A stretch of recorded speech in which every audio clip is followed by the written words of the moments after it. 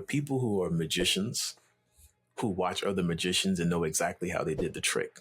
So for someone like you who does this for a living, you're like, really? You guys fell for this crap?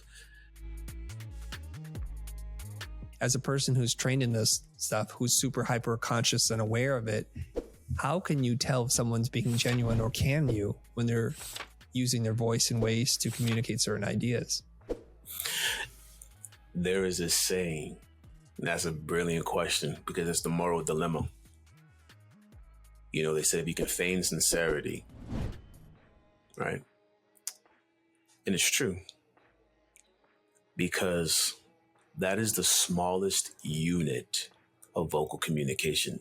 So there's like there's like these stages of amplification, right? Like your tone amplifies your silence, and then your voice amplifies your tone, in that order. And then your words amplify your voice. Is what makes a great salesman a great salesman. When they say the sign of a great salesman is when they can sell anything. And it was always like, well, why is that? It's because they're like magical. It's like, no, it's because they understand what it means to be completely infused with the belief that the product that I have in my hand is the best thing ever. It doesn't matter what they touch.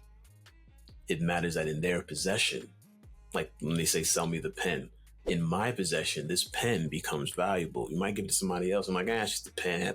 Fucking sell anything. Why don't you do me a favor? Write your name down on that napkin for me? I don't have a pen. Exactly. Supply and demand, my friend. So the thing that I find interesting is that this kind of control is like giving loaded guns to people. And sometimes a loaded gun is used to protect someone, and sometimes a loaded gun is used to bring harm that was undue. I'm pretty like about where and when I train people, you know, because I recognize like, oh my God, you can like really like get by if you understand that.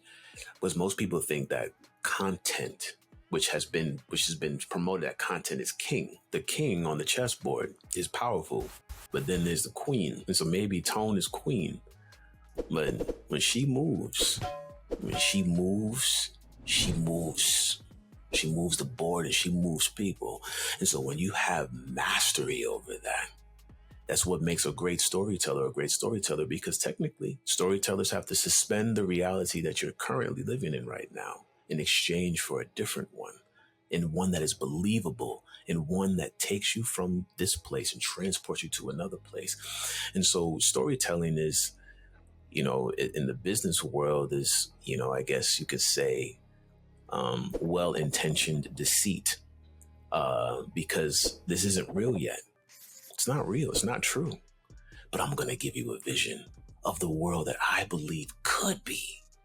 And I want all of you to get behind me. And that's where you have like the Theranos lady, right? Who was known for her voice. The people be like, oh, it's her voice there was something about her voice. And you see where that led people, or anyone that has great charisma that has led people astray.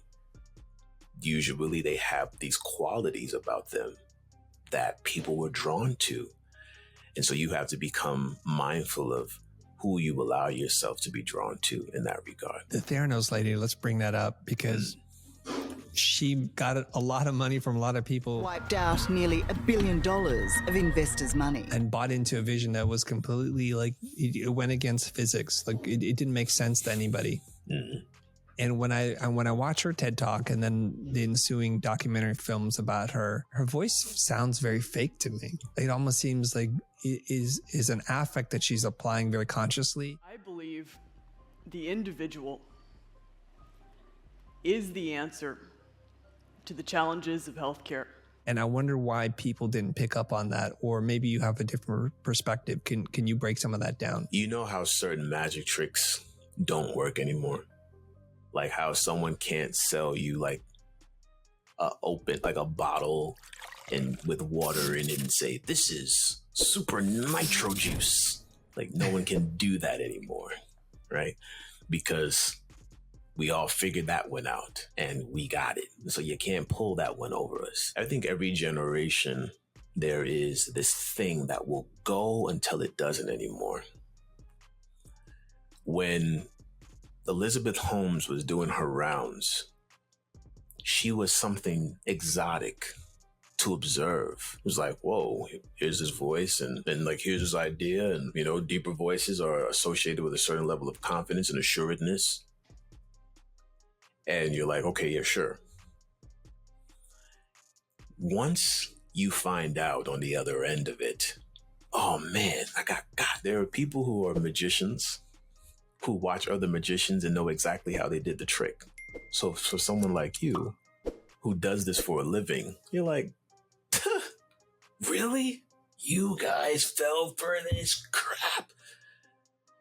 But all of those spectators that enjoyed being entertained, there were so many anecdotes about people being drawn to her voice, which let me know that was doing something.